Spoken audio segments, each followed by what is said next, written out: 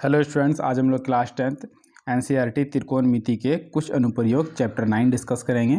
ये इसका intro part है, तो चलिए शुरू करते हैं। त्रिकोणमिति के प्रयोग, इसका प्रयोग जो है हम लोग कहाँ कहाँ करते हैं। ये जो हम लोग क्वेश्चन सॉल्व करेंगे तो ये हम लोग कहाँ कहाँ सॉल्व करेंगे और क्या क्या क्वेश्चन इससे सॉल्व किया जा सकता है, इसको आज हम लोग समझेंगे। तो कुछ पॉइंट्स है। पहला पॉइंट है किसी बहुत ऊंची इमारत या मीनार या खंबे की ऊंचाई ज्ञात करना। ठीक है, फिगर से समझते हैं। जैसे कि हमारे पास फिगर है कि एक ऊंचा मीनार है, मीनार भी हो सकता है, ये जो हाइट है ऊंचाई है, ये मीनार हो सकता है, खंबा हो सकता है, इमारत या टावर कुछ भी हो सकता है, इसको हम लोग ऊंचाई कहते हैं। ये नीचे हमारा बेस या आधार है, यहाँ कोण दिया रहेगा 30, 60, 45 जो भी दिया रहेगा, इससे हम लोग फाइंड करेंगे। ठीक है, सेकंड पॉइंट से हमारे पास किसी नदी या सड़क इत्यादि की चौड़ाई याद करा। ठीक है, तो नदी या सड़क इसकी चौड़ाई कैसे निकालेंगे। जैसे ये फिगर को समझते हैं, ये एक रोड है। ठीक है, और रोड के दोनों साइड जो लाइट वाला खंबा लगा रहता है, ये खंबा लगा हुआ है, पोल है, और यहाँ पे दो कोण बन रहा है। हो सकता है ये एंगल यहाँ से बनता हो, ये यहाँ से बनता हो। इस फिगर में ये यहाँ सड़क के बीचों बीच जो है या एंगल बनाया जा रहा है, और ये पूरा सड़क है, इसकी चौड़ाई, सड़क की चौड़ाई ये हम निकाल सकते हैं। ठीक है, तो सड़क की चौड़ाई या नदी नाला ये सब की चौड़ाई वगैरह हम लोग ज्ञात कर सकते हैं। अगला है मानचित्र बनाने अक्षांश एवं देशांतर के सापेक्ष किसी द्वीप की स्थिति ज्ञात करना। तो मानचित्र से संबंधित भी लैटिट्यूड लॉन्गिट्यूड इसको भी हम लोग निकाल सकते हैं। किसी उड़ती चीज़ की किसी बिंदु से दूरी। अब उड़ती चीज़ जैसे कि हम पतंग ले सकते हैं एग्जाम्पल में। जैसे हमारे पास क्वेश्चन है कि ये एक पतंग है। ठीक है, ये ऊंचाई है पतंग की, और ये पतंग की तिरछी ऊंचाई है। ये वाली ऊंचाई तिर्यक ऊंचाई है, स्लैंट हाइट है, तिरछी ऊंचाई है, जो कि पतंग का डोर होता है। पतंग तो उसका डोर हमेशा स्लैंट में रहता है, सीधा तो नहीं रहता है, और ये ऊंचाई जो है ये हाइट है। ठीक है, तो ये भी हम लोग निकाल सकते हैं कि ऊंचाई अगर ये दिया है तो ये निकल जाएगा, ये दिया है तो ये निकल जाएगा। एक एंगल और एक कोण दिया रहेगा। आगे जब पढ़ाई करेंगे तो इंजीनियरिंग और भौतिक विज्ञान में भी हम लोग यहाँ निकाल सकते हैं। इसमें हम लोग आगे पढ़ाई करेंगे इस बारे में। प्रेक्षक की आंख से प्रेक्षक द्वारा देखी गई वस्तु के बिंदु को मिलाने वाली रेखा दृष्टि रेखा कहलाती है। तो ये 1 मार्क्स में आता है कि दृष्टि रेखा क्या है, तो इसको समझते हैं बढ़िया से कि दृष्टि रेखा क्या है।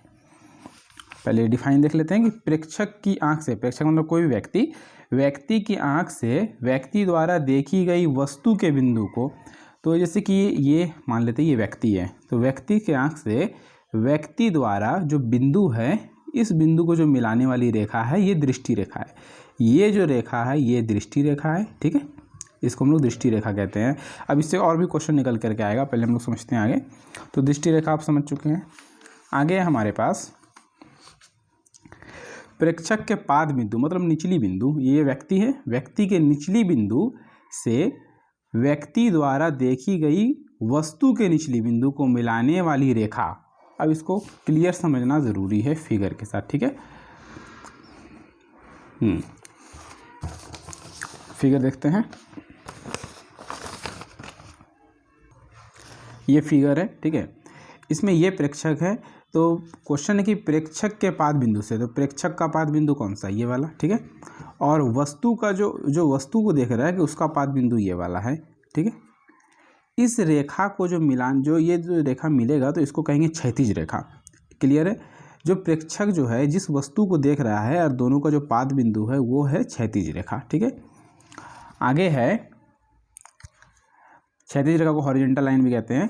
दृष्टि रेखा और क्षैतिज रेखा से बना कोण उन्नयन कोण कहलाता है। इसमें कंडीशन लगा हुआ है, जबकि यह क्षैतिज स्तर से ऊपर हो, क्षैतिज रेखा से ऊपर हो।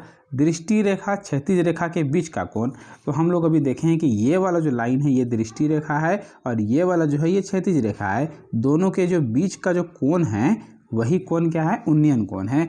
कंडीशन क्या है कि क्षैतिज रेखा से ऊपर, ये जो कोण है ये क्षैतिज रेखा से ऊपर है, क्षैतिज रेखा से ऊपर है ये कोण। ठीक है, अब अगला देखते हैं।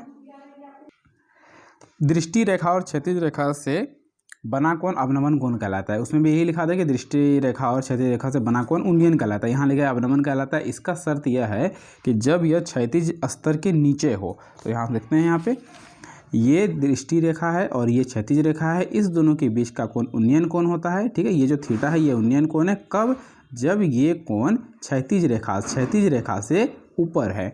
अब यहाँ कंडीशन बदल जाता है कि ये जो है ये क्षैतिज रेखा है, ये दृष्टि रेखा है, दोनों के बीच का कोण अवनमन कोण है। कब, जब क्षैतिज रेखा से ये जो कोण है ये क्षैतिज रेखा से नीचे है, क्षैतिज रेखा से नीचे है, ये कोण क्षैतिज रेखा से नीचे है और ये कोण क्षैतिज रेखा से ऊपर है। अगला है जैसे जैसे प्रेक्षक यानी कि जो व्यक्ति है वो वस्तु की ओर चलते जाता है तो उन्नयन कोण या अवनमन कोण का मान बढ़ता है। तो प्रेक्षक जो है वस्तु की ओर जा रहा है, ठीक है। तो कोई फिगर लेते हैं, जैसे कि ये हमारे पास एक एग्जांपल है कि ये प्रेक्षक है। प्रेक्षक जो है अभी यहाँ पर था, यहाँ से यहाँ चला गया। जब प्रेक्षक यहाँ था तो यहाँ से उसके आँख का जो उन्नयन कोण है वो 30 डिग्री था, लेकिन जब यही व्यक्ति यहाँ चला गया तब कोण कितना डिग्री हो गया, 60 डिग्री। ये वस्तु है, ठीक है। जब प्रेक्षक वस्तु की ओर बढ़ता है तो उन्नयन कोण बढ़ जाता है। यही था कि जैसे जैसे प्रेक्षक वस्तु की ओर चलते जाता है तो उन्नयन कोण या अवनमन कोण जो है वो बढ़ता जाता है। अब है हम जहाँ cos A का प्रयोग करते हैं वहाँ sec A से भी उत्तर सही मिलेगा। जैसे कि अगर tan A का यूज करेंगे तो cot A यूज करेंगे तो भी सही होगा, यदि सभी त्रिकोणमिति या सभी त्रिकोणमिति अनुपात में लागू होता है। सभी में ऐसा होता है। जैसे कि एक मान के चलते हैं, ये हमारा क्वेश्चन है, ठीक है। हमारे पास क्वेश्चन है कि ये 30 डिग्री ये थीटा है, ये tan है ऊंचाई और ये बेस हमारा x है। तो जैसे कि हम लगा लेते हैं, सामने वाला होता है p और नीचे वाला होता है b। तो p/b किस में होता है, लंब बटे आधार tan में। tan थीटा हमारे पास 30 डिग्री है बराबर p है ऊपर p नीचे b। तो tan 30 हो गया 1/√3, p हो गया tan और नीचे b हो गया x, ठीक है। क्रॉस मल्टीप्लिकेशन में x इंटू 1 x और tan इंटू √3 tan√3। तो यही tan√3 आंसर आएगा जब हम लोग tan के बदले cot यूज करेंगे। cot लगा करके देखते हैं। cot theta is equal to होता है फॉर्मूला b/p। एक्चुअली ये पलट जाता है और cot थीटा हमारा 30 डिग्री है तो cot 30 का वैल्यू हो जाएगा √3, b का वैल्यू x है, p का वैल्यू यहाँ पर tan है। तो यहाँ नीचे 1 है, x इंटू 1 x हो गया is equal to tan into √3 tan√3।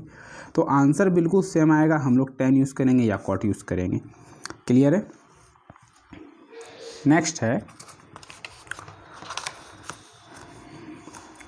अज्ञात भुजा को हम कोई भी चर मान सकते हैं, परंतु यदि किसी भुजा को दो भाग में बांटा गया तो हम एक भाग को x मान लेंगे, दूसरे भाग को कुल लंबाई -x मानते हैं, ठीक है। इसको समझते हैं ध्यान से।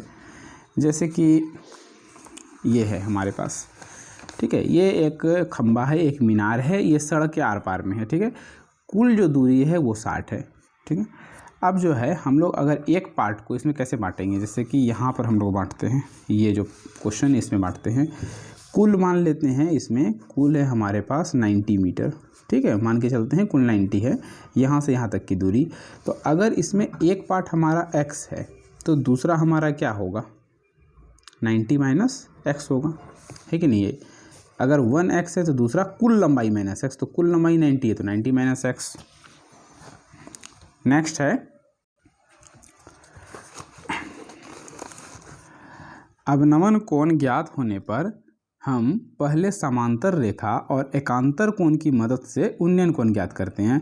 अगर अवनमन कोण दिया रहे क्वेश्चन में, सपोज जैसे कि ये अवनमन कोण है, इस क्वेश्चन में ये हम लोगों को पता है कि ये 60 डिग्री है। क्वेश्चन में लिखा गया है कि अवनमन कोण 60 डिग्री है और आपको जो है क्वेश्चन को सॉल्व करना है। तो सबसे पहले क्या करेंगे, अवनमन कोण अगर दिया है तो ये दोनों रेखा समांतर है, ठीक है। समांतर रेखा और एकांतर कोण के मदद से सबसे पहले हम लोग क्या निकालेंगे, उन्नयन कोण, क्योंकि एकांतर कोण एक्चुअली बराबर होता है। तो एकांतर कोण बराबर है अल्टरनेटिव एंगल, तो ये 60 है तो ये भी 60 हो गया। वही यहाँ कहा है कि अवनमन कोण ज्ञात होने पर हम पहले समांतर रेखा, तो समांतर रेखा कौन कौन, ये समांतर रेखा, ठीक है, समांतर रेखा और एकांतर कोण की मदद से, और एकांतर कोण की मदद से पहले क्या करेंगे, उन्नयन कोण ज्ञात करेंगे, फिर क्वेश्चन को सॉल्व करेंगे।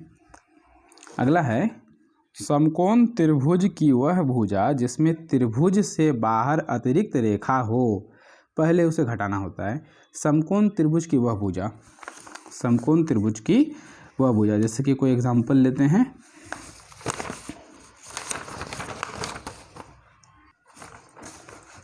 ये एग्जांपल है हमारे पास, ये समकोण त्रिभुज है, ठीक है, समकोण त्रिभुज की वह भुजा जो त्रिभुज के बाहर अतिरिक्त हो, ठीक है, पहले उसे घटाना है।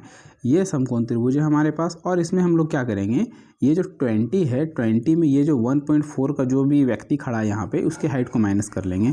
तो 20 में माइनस करना है 1.4, ठीक है। 10 माइनस 4 6, 9 माइनस 1 8, और ये हो गया 1, तो ये हो गया 18.6 मीटर। अभी जो एक्चुअली हाइट है ये 18.6 मीटर है, ठीक है। इसको हम लोग लेकर के यूज़ करेंगे क्वेश्चन में।